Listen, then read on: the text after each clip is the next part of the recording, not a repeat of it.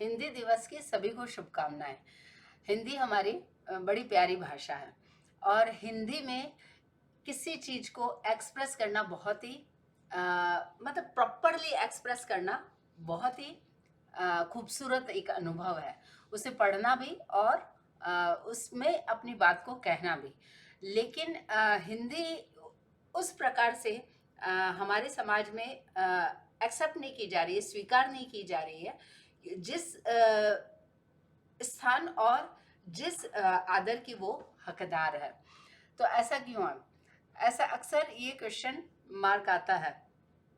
और अब सवाल ये है कि इसमें दो तीन कारण है। एक तो अर्थशास्त्र है, पहला पक्का। अर्थशास्त्र क्या कह रहा है कि साउथ पूरा हमारा और गुजरात और ये वेस्ट बंगाल, ये सारे बिजनेस के सेंटर्स रहे। तो जो जहाँ बिजनेस होता है वहाँ पर क्या है कि पैसा होता है। जहाँ पैसा होता है वहाँ पावरफुल लोग पहुँचते हैं।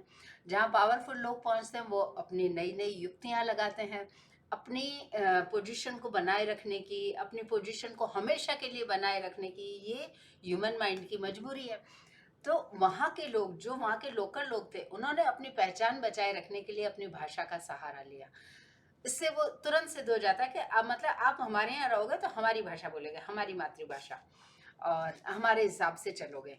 तो हमारी पहचान रखनी पड़ेगी यदि आपको हमारे साथ रहना है, हमारे साथ पावर को का शेयर चाहिए, तो आपको हमारी पहचान के साथ चलना पड़ेगा। तो कम से कम हमारी पहचान तो बची रहती है। सामने वाला पैसा लेके जा रहा है अपना शेयर, लेकिन वो हमारी पहचान तो मतलब भी साथ लेके जा रहा है और उसके साथ जी रहा है। तो हमारा एक उस प्रकार से भी विस्तार होता है।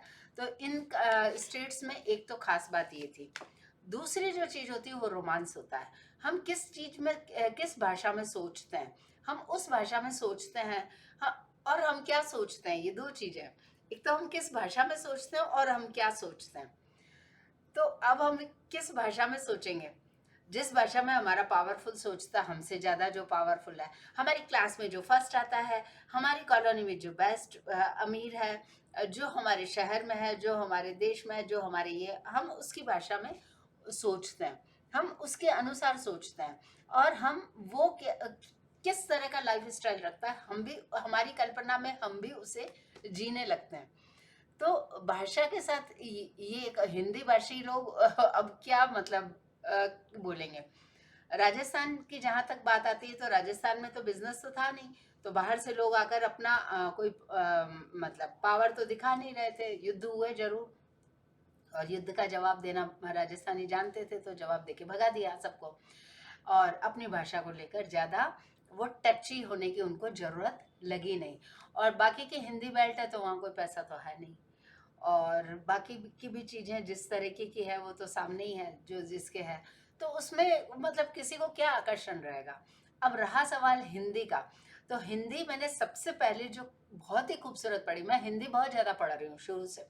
लेकिन मतलब जो सामने आता है पढ़ डालती हूँ, उसको छोड़ती नहीं हूँ। छोड़ने का नहीं, जो सामने आ रहा है उसको पढ़ डालने का। कादम्बिनी, सारिका, नंदन, चंपक और पराग और चंदा मामा।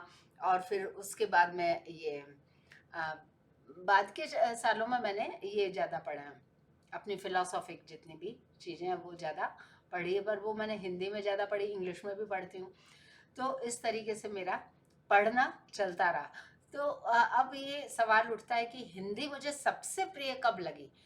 मतलब एकदम प्रिय वो होती है जो आपको एग्जैक्ट वो चीज़ सामने लाकर खड़ी करती है, जिससे आपको समझ आता है कि हाँ ये बिल्कुल सही है।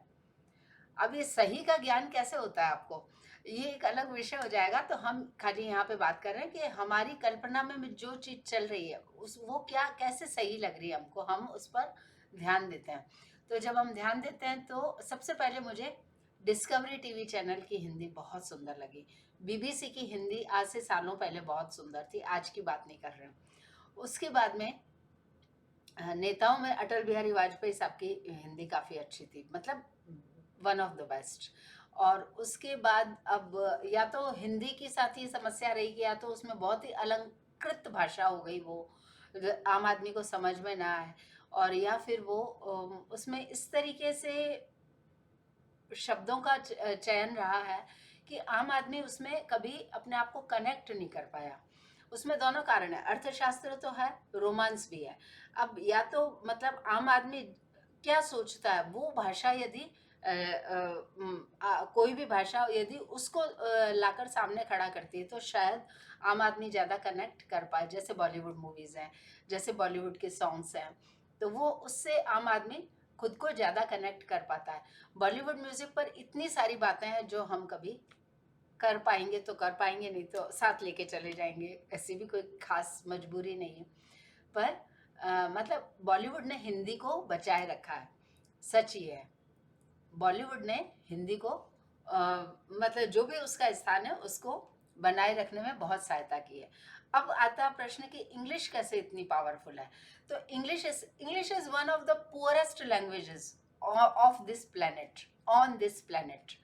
तो ये मतलब कैसे चल गई इतनी, क्योंकि वहाँ के जो राजा थे, क्राउन जो ब्रिटिश क्राउन है, उसने हमेशा से इंग्लिश में जो भी रिसर्च पेपर पब्लिश होते थे उनको सपोर्ट किया। कोई साइंटिस्ट हो, कोई इकोनॉमिस्ट हो, कोई रिसर्च स्कॉलर हो, वो किसी भी देश का वो जाके इंग्लिश में लिखेगा और उसका ऑक्सफोर्ड में मतलब पब्लिश भी होगा। और इसके साथ साथ वहाँ का राजा से भी उन्हें सपोर्ट मिलता रहा है किसी न किसी रूप में। ये एक रिसर्च का टॉपिक है कि कहाँ कहाँ कैसे कैसे सपोर्ट मिला, किस किस ने सपोर्ट किया। तो जिस चीज को राजा सपोर्ट करता, पावरफुल सपोर्ट करता, वो चीज पनप जाती है, चाहे वो अंग्रेजी जैसी पुअरेस्ट लैंग्वेज हो। It doesn't matter. Thanks for joining me.